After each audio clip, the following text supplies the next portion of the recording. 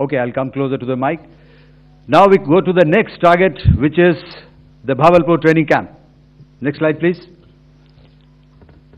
Okay, just wait. So the effect, if you see, the impact point, if I can point out, this is the impact point. The ammunition has gone through the roof and it has created a blast inside, the photographs of which you would have, all of you would have seen.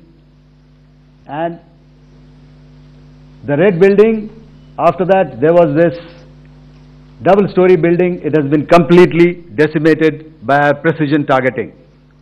Next, please.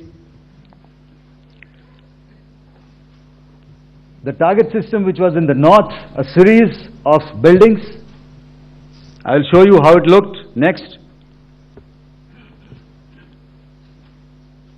Completely destroyed by our precision targeting. Next.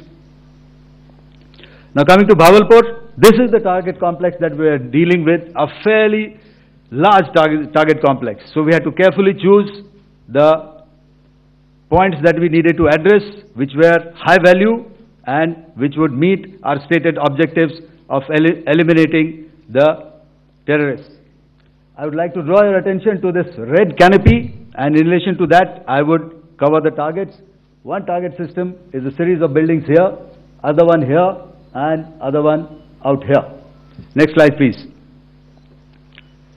This is how it looked before, and this is how the building looked after the impact of the weapon. And orientation in relation to this red canopy, you can see here. Next, please. Before, next, and after. The roofs have completely collapsed. Next. This is the target system. Next. Precision targeting, and we have achieved our objectives here. Next. All right. So that was what we did on the 7th. Our objective was to address these two terrorist camps, and that we did with precision. And thereafter, we maintained a robust air defense posture, because remember, our objective was to target the terrorists and terrorist infrastructure, not any other infrastructure, not the Pakistani military, not the Pakistani any other infrastructure. So that is what we have maintained on the 7th of May. However, what we saw in the evening of 7th of May, we were saturated with a raid of Pakistani unmanned aerial vehicles and small drones. And these came in waves in our civilian areas, over our military installations, and all of them were successfully intercepted.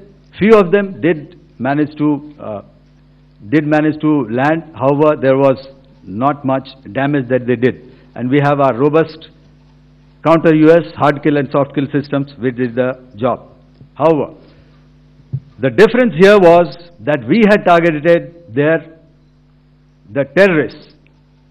The adversary now has targeted our civilians and the military infrastructure. So it had to be responded to.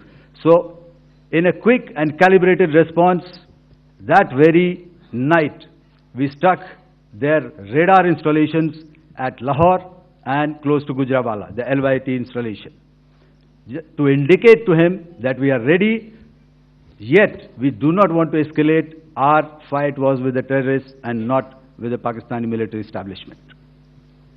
Thank you. Thank you, Air Marshal Bharti. So, ladies and gentlemen, he's outlined operations not only on the night of 6th and 7th of May, when Operation Sindoor commenced, but also on the subsequent night. Being well aware and familiar with the congenital and impulsive nature of our adversary, and even though we did attempt to reach out and communicate our compulsions to strike at the heart of terror to my counterpart in the immediate wake of Operation Sindoor, the request was brusquely turned down, with an intimation that a severe response was inevitable and in the offing. We were, of course, prepared. Operations on the 7th and the 8th, Air Marshal Bharti spoken about. On the night of 8th and 9th of May, they flew drones and aircrafts into our airspace all across the borders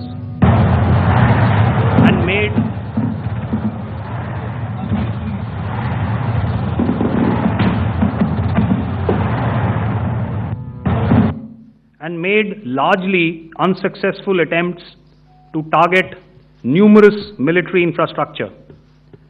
Violations on the line of control by Pakistan also commenced yet again and precipitated into fierce arty engagements. The air operations on the night of 8th and 9th of May, I'll yet again request the DG Air Operations to cover. Play store மற்றும் app ஸ்டோரில் இருந்து polymer செயலியை QR கோடு மூலம் பதிவிறக்கம் செய்யுங்கள். செய்திகளை உடனுக்குடன் பெறுங்கள்.